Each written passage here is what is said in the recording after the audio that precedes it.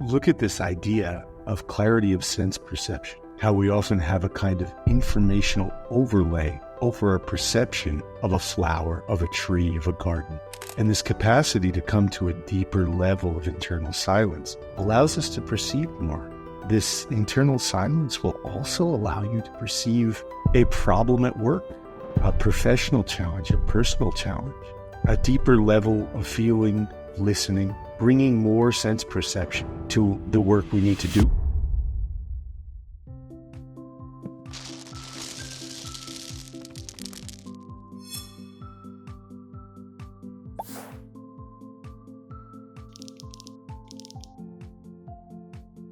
Want to learn how to tap into the greatest source of insight and creativity?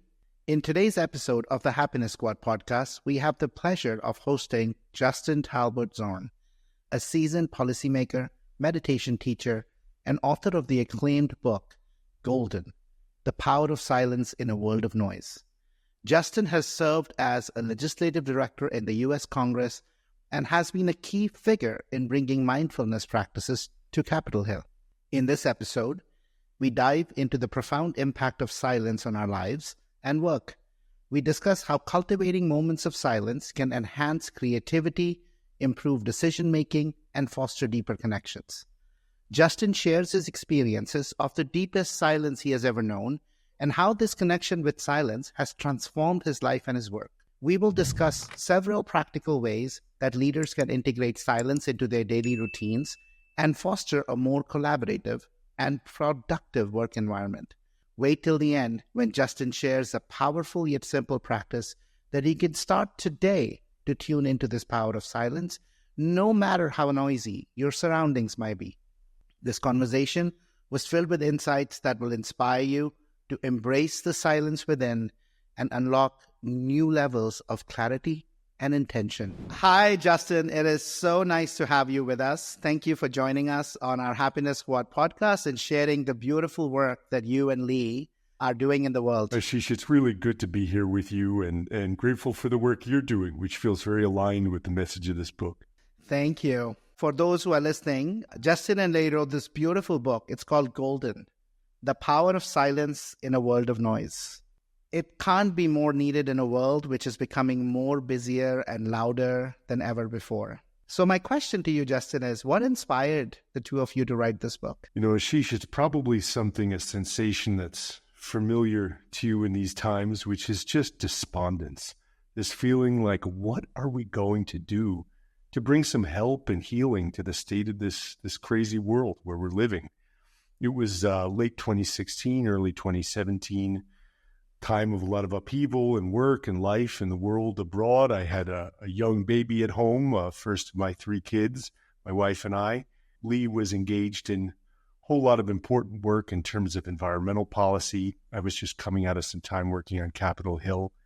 And this feeling like, Ashish, what are we going to do that is going to bring some positive change, not just one step forward, two steps back, but real and meaningful change that is going to help our communities, help our families, help society in these times. And I had an intuition and had a conversation with Lee and found that she had the same intuition, this feeling in our meditation practices that maybe the answer was to take a step back and not look for the answers in more and more data and conversations and news and analysis, but to look for the answers within silence. And this wasn't the same thing as a feeling like, oh, we should go and meditate more. We were both pretty experienced meditators at that point, but it wasn't just a feeling like, oh, we need to go off on a retreat. Just simply a feeling like we need to tune into the silence in our everyday lives and stop looking to fill the space. So we decided to do some writing, some investigating about this. Lee and I were doing some writing together for Harvard Business Review. So we decided to write an article about the psychology of silence, the neuroscience of silence, why it matters for creativity, why it matters for the management of energy, for inspiration, and also for our ability to discern what's true. And we were surprised when our editor at HBR said they wanted to see a piece. She wanted to see a piece on this. And the The piece went on to really resonate with people and open the door to a book deal and the opportunity to do some research. So I can talk a little bit more about that process, but it was a really fruitful experience. It's beautiful. And just a joy to get to work with Lee Mars, my collaborator. It's beautiful. I mean, it's a beautiful article. We'll dig into a bit, and of course, in your book. But it's so resonant, Justin, with me. So when Lizzie kind of forwarded that article and the podcast with you, it is so true what you tuned into and created, right? Which is, we've spent so much time, we've spent so much time trying to fix the outside world. We're looking for answers out there. And I mean, we're trying to manage through everything, right? Like, we are busier than ever before. And yet we are more anxious. We don't have more control. We actually feel less, even less in control. There's a level of hopelessness. There's just a level of anxiety that I think people are living in. And, that was kind of a lot of the basis of our work as well, where I said, listen, instead of trying to master the outside world, why don't we tune inwards and start to master our inner worlds? Let's try to mine what we already know. Let's step back and look at where we are in the context of everything. So it was just so resonant with me, your message. Glad to hear that. Yeah. So listen, you wrote, and I loved this question. This question stuck with me. This is the most beautiful question. So I'm going to ask you, and I'm going to play this back. You posed this question in the HBR article. What is the deepest silence you have ever known? And talk to us a little bit about that question, and talk a little bit about, that moment for you. Well, the question grew out of the start of this book writing journey. I mentioned we wrote this article, and we really wanted to, not just write about why silence matters in terms of the neuroscience and psychology, but really for people an invitation to tune into silence as they experience it. To take a break from one of life's most common, pervasive responsibilities, which is taking a break from having to think of what to say, resting those mental reflexes that have to constantly, protect your reputation, promote your point of view. So we realized, there's no such thing as an expert in this kind of silence. We realized that there was no scientific definition that was going to satisfy the meaning of this pristine attention, as we're talking about it, Ashish.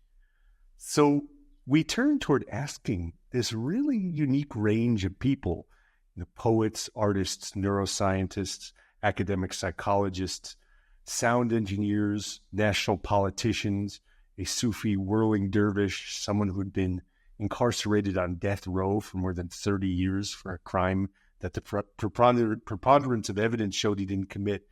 We wanted to ask all these people about their experience of silence, about this most profound silence. So we asked them this question: what's the deepest silence you've ever known? And the answers were so surprising, Ashish, because oftentimes people weren't describing what we thought would be auditorily quiet. Sometimes it was, running the perfect line through roaring rapids, or it might have even been at a heavy metal concert. But they were describing these places of pristine attention where there was nothing making claims on their consciousness. These states of attention where people could move into a more pure state of consciousness where they were aligned with intention. So this question, as we explored it, what's the deepest silence you've ever known? It showed us a lot, when we combined it with the academic literature and combined it with the science we were studying. It showed us a lot about the nature of noise as unwanted distraction at different levels, and silence as this place where nothing is interfering with your perception or your intention.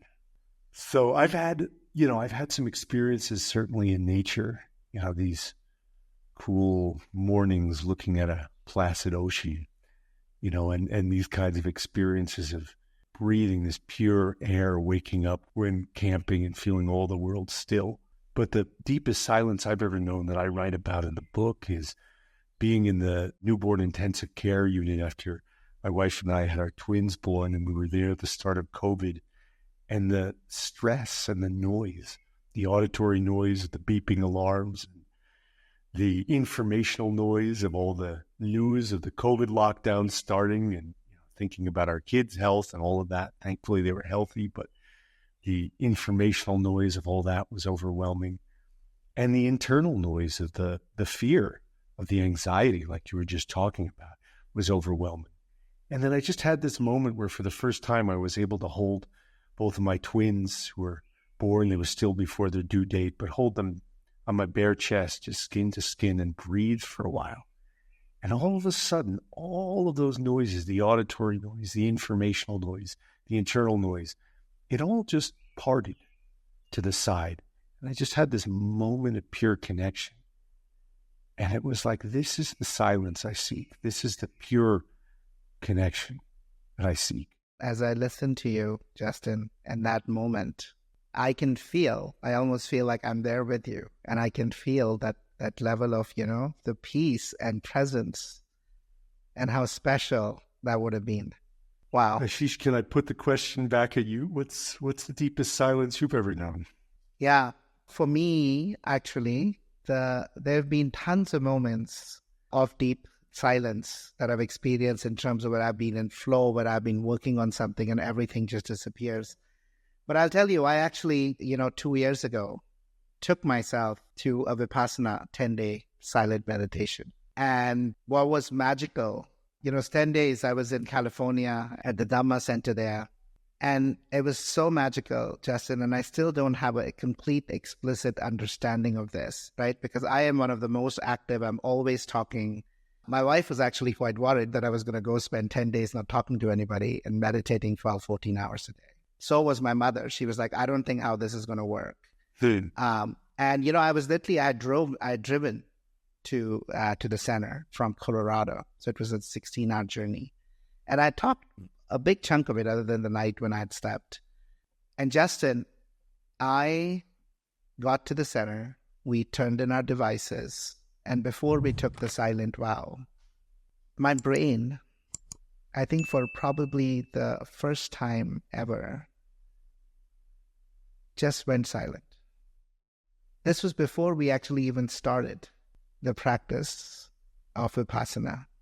And it was the most magical, and I'll always remember it because it's a moment where the only thought in my thoughts was that I don't have thoughts.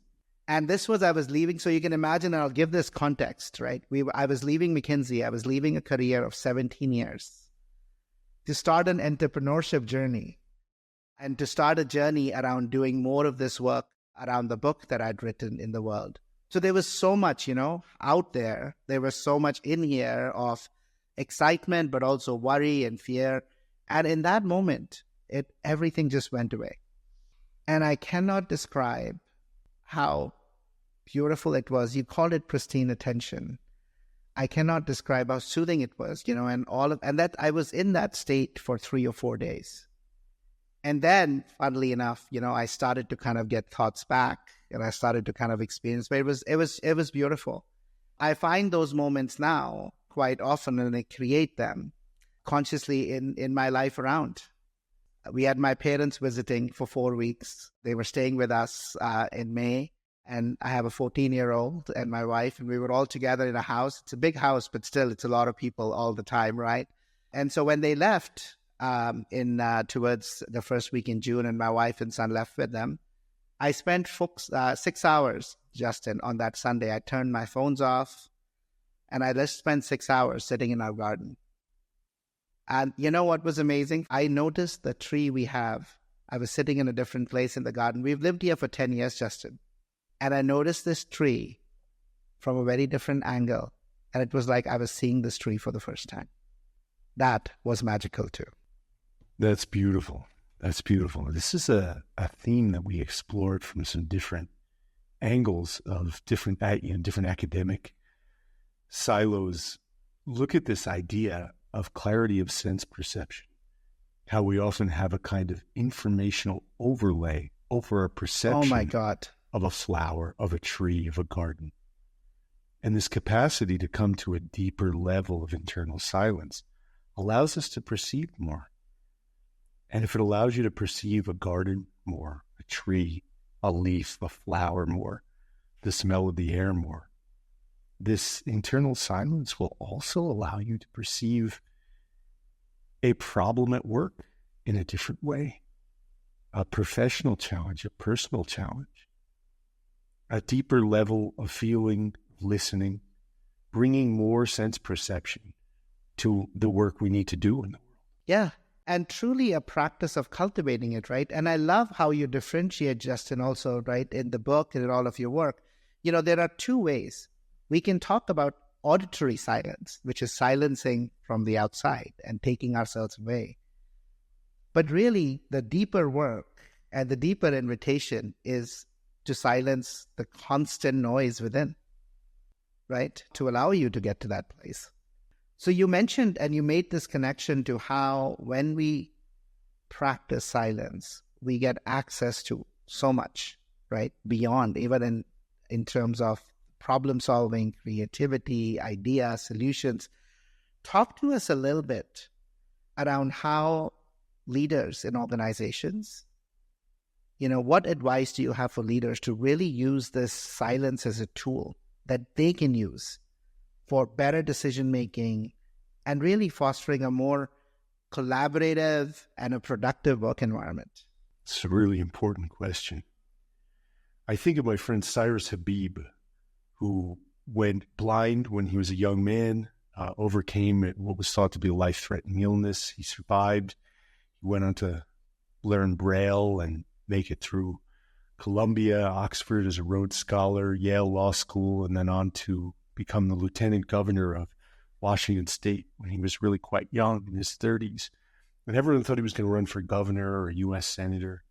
And he had a press conference to make an announcement about his future.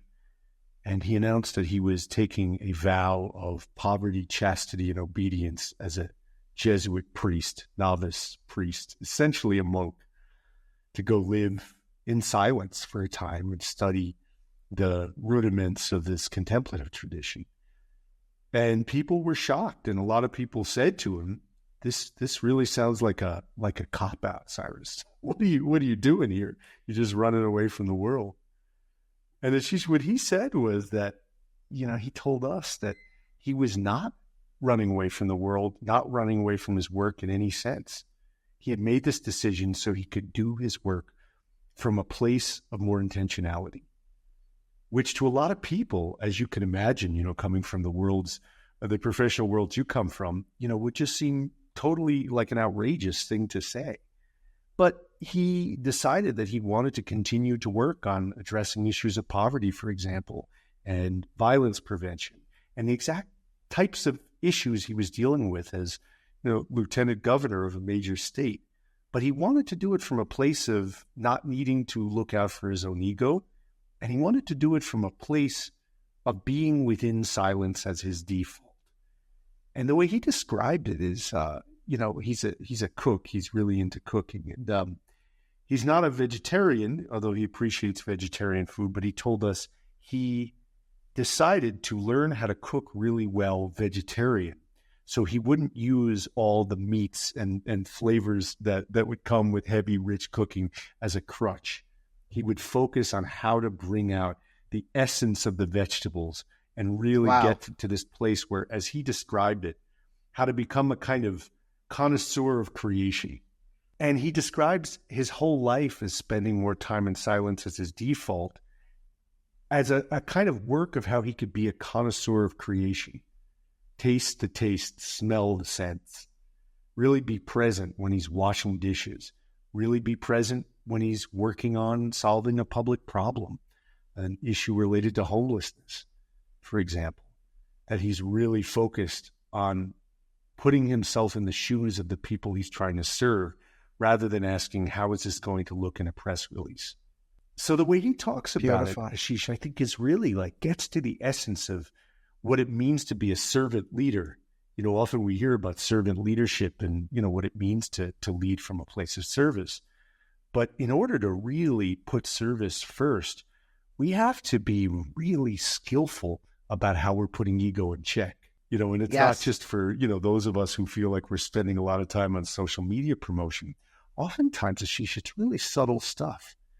thinking, how will this look at the most basic level, if not to the public, then maybe just to, the board, maybe just to, maybe just people I'm working with, as opposed to tuning into a higher ethical standard.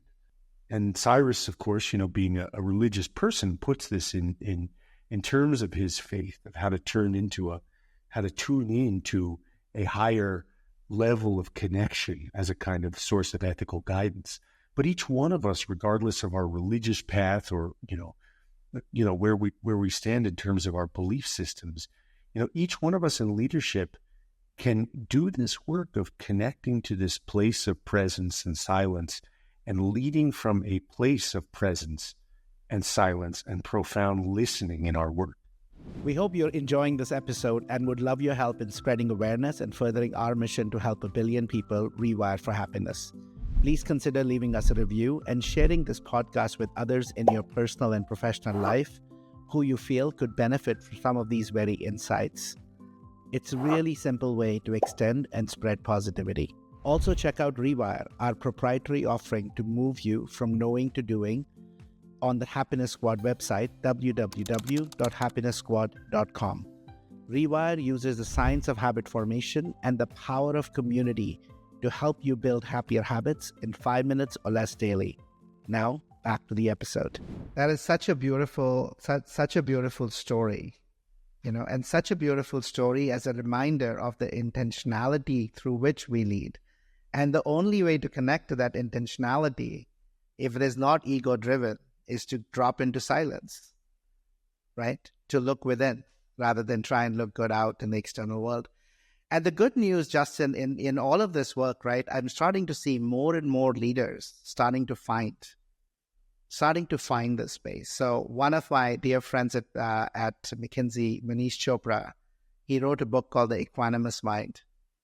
For the last, I think about now 10 years, every year, takes himself for a silent retreat. And for him, it is this moment to really be able to tune in and take stock of everything and say, what else am I going to do? Emma Sepla, you probably know, has, follows, and we both are, we love the work of Sri Ravi Shankar. Emma did all the research on Sky, and she does once a quarter, if not every 6 months, the silent retreat, where, again, this moment of stopping and listening so we can do it. My question is the following, Justin, for you. So for those who are willing to take the time out, to dip the toe, to go down that path of going and doing a retreat or formally learning meditation, I think these are pathways open. But what might be some other ways for leaders to cultivate silence and tune into what you call pristine attention in more day-to-day lives, right? Till they get there, what might be some ways in which they can still harness this? I'm glad you asked about this, Ashish, because we think of this book as a kind of non-meditator's guide to getting beyond the noise. Lee and I have both brought meditation into our work, and Capitol Hill and federal agencies and corporations around the world. And at the same time, even as personal and professional practitioners of mindfulness, we sometimes look at the state of the world and say, we've had 40 or 50 years of mindfulness out there, and we're more distracted than ever. So we want to give people the license to look beyond the traditional rules and tools of mindfulness. Joshua Smythe, a professor at Penn State, professor of biobehavioral health and medicine, shared with us that through his studies of mindfulness, the problem is just often if you don't take the medicine, the treatment won't work. And it's not a judgment of people who don't meditate. It's just recognizing that there's no perfect one-size-fits-all approach that's going to deal with this huge problem of how we stay centered amidst this, mass proliferation of mental stimulation in the world. So we want this book to be an opportunity to let go of questions like, am I doing it right? Am I practicing mindfulness right? And give people license to explore the silence as they know the silence. Because each one of us knows what pristine attention feels like for our own self. So we lay out in the book 33 different ways that we can find silence as individuals, as families, as workplaces, as society as a whole. And it really starts, Ashish, with the overriding overriding premise, the overarching premise of finding appreciation for silence. This idea that goes back to the title of the book, that silence is golden, speech is silver, silence is golden, which is an ancient formulation. And the practices for leaders really start, I would say, where all the practices start, which is in our own lives personally. How to take time to just listen. Just listen to silence. There's an ancient practice out of India called Nada Yoga, the yoga of sound, the yoga of simply listening to silence. And we found in our interviews and with academic researchers and some of our research on our own, various studies that reinforce the idea that listening in silence actually regenerates neurons in the brain, that this is something that's edifying and healing for our minds. And it's such a counterintuitive thing, this idea of simply listening to silence. If you live in a quiet place where there's not a lot of sound of traffic, taking this step outside and just listening to the sound of the wind, of the air, maybe the leaves rustling in the breeze, but nothing in particular, just listening in the silence. If you live in a noisy place, maybe going to the quietest room you could find. Maybe it's, nowhere fancy, just a hallway. And just listening to the silence, bringing your active attention to the silence. And Justin, it might even be, I'm just imagining if this is one of the practices, I'm just imagining. And let's say if you do live in a noisy place, maybe getting noise-canceling headphones, putting those on and just listening to the sounds of our own body, breath going in and out, our heartbeat, just tuning into how without all of that, the temperature feels on our skin. For sure, Ashish. Sometimes people think about this idea of silence and say, oh, well, I can't hear the total silence. Where is it? And there's a story in the book of John Cage, a composer who in the 1950s went into an anechoic chamber on the Harvard campus, which is a totally soundless room.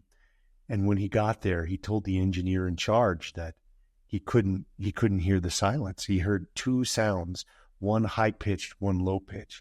And the engineer said, no, this is perfectly silent. The low-pitched sound is the sound of your blood in circulation. The high-pitched sound is the sound of your nervous system in operation. Wow. Which gets back to this idea that maybe there is no place of perfect absence of sound and stimulus in this buzzing, pulsating universe in which we live. And that's okay, because again, silence is what each one of us conceives it to be. It's this space of pure perception and intention as we perceive it. So each one of us can find that. So as you mentioned, putting on the noise-canceling headphones, doesn't need to be fancy technology, but if you got them, for sure, use it. And if you hear the sound of your heartbeat, if you hear maybe there's a little bit of ringing in your ears, but simply getting comfortable with that. Listening, tuning into the most fundamental vibration of life that you can tune into. And isn't it interesting, Justin, we run into this all the time, how afraid people are of turning off the noise. Talk to me a little bit about if that ever came up in your research. Ashish, I wish I could say that I was beyond that fear, but, Nietzsche, quite a while ago, wrote of the horror of the vacuum that a human being is subject to experience. Silence is scary. There's a study out of the University of Virginia where Timothy Wilson, a researcher there, gave undergraduate students the chance to sit alone in silence or to push a button that would administer a very painful electric shock. And initially, everyone said they would actually pay money to avoid this electric shock when they heard how painful it would be. But eventually, after about 15 minutes or so, 67% of the men and 25% of the women chose to shock themselves rather than enduring the silence. That's how much, especially these days, we're afraid of silence. And some of this is understandable. We seek information because information has not just entertainment value, but survival value. And I think it's also, I find so many people would rather distract themselves, because when we are silent, sometimes it requires us to process all those things that we are holding that we rather not face, but stuff deep into our unconscious, right? Exactly. I mean, things about ourselves, things about others that we're just holding on to and we'd rather not face. So why not just keep ourselves busy? But, in the end, there is no running away from it. Exactly. The ancient philosopher, mathematician Pythagoras, who we write about in the book, the originator of the famous theorem for finding the dimensions of a right triangle, was the leader of a rigorous school of spiritual and scientific study in ancient Greece about 2,500 years ago. And the legend has it that he required any member of his inner circle of students to spend 5 years essentially in silence, 5 years not talking. So we asked the question to the readers, what would it feel like to go spend 5 years in silence? What's the first thought that comes to you if you find out you're going to spend 5 years in silence? Even if all the worldly considerations like your family's well-being are taken care of, there's this fear that for me pops up. Like you said, Ashish, what will I find? How can I face myself to that kind of depth? And what's on the other side? And Pythagoras, this extraordinary polymath, believed that this was a prerequisite to wisdom.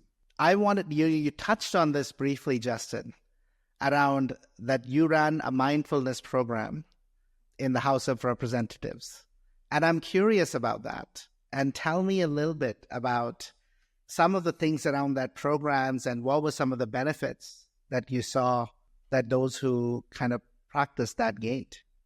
It's funny. It was a really extraordinary experience for me, but it wasn't so much that people practiced mindfulness and found this panacea and found their clarity about what they were looking for. This group of Capitol Hill functionaries sitting together in silence.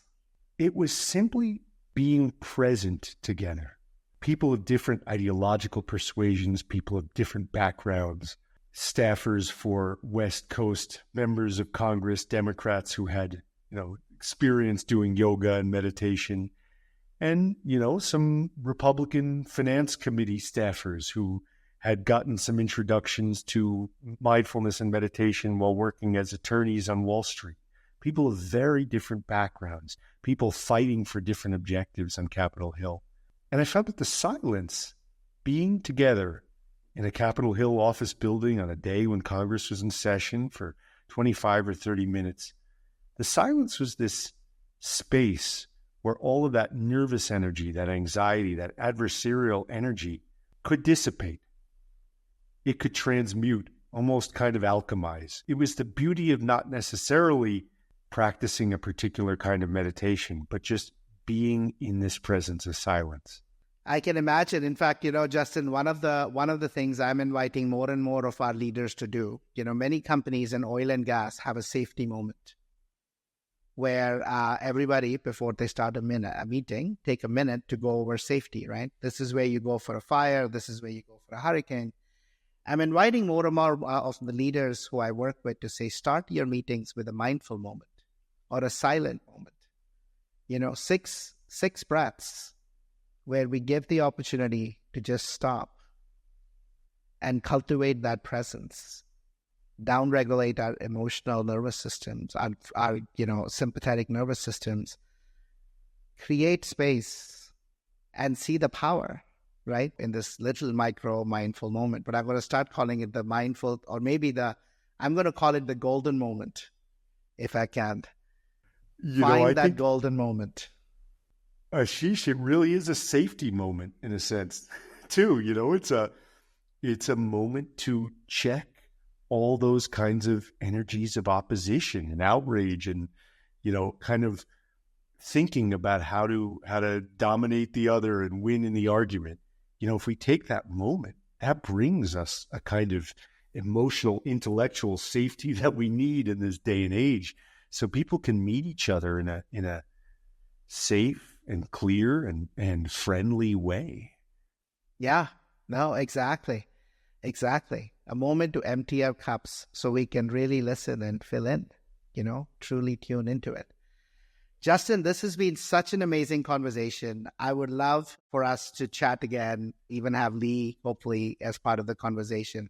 I'm going to use, we have a program called Rewire, where many of these micro practices is how we are helping people go from knowing to doing. But as we run these programs, Golden is definitely going to be one of the books I'm going to recommend to people to get a copy of. Because I think these 33 practices, we have 32, by the way. So it's quite funny how very kind of similar places. But I'm going to invite them to check it out because, there are about 30-40% of the people who just for whatever reason are not open to mindfulness. They will not do it. They know all the science. But, this notion of, I love this invitation to cultivate silence that I think people can do. And meditation is not the only way. So I love it. It's going to be one of the core things that we recommend. It goes into our recommended list. Thank you for spending the time with me and sharing all of the beautiful work and wisdom with Alice. Ashish, so grateful to you for this time. Really appreciate the presence and intention and goodness you bring to your interviews and all your work. And thank you for having me. It's an honor. Thank you, my friend. Take care. That wraps up another episode of the Happiness Squad podcast. We hope you found the insights actionable to enhance your journey towards happiness and fill your life with more joy, health, love, and meaning. Please consider leaving us a review and share the podcast with anyone in your professional or personal life who you feel will benefit from some of these very insights. It's a really simple way to extend support and spread positivity. Take care, and remember, happiness is a choice that's available to you moment to moment in the here and now. Take care and see you next week.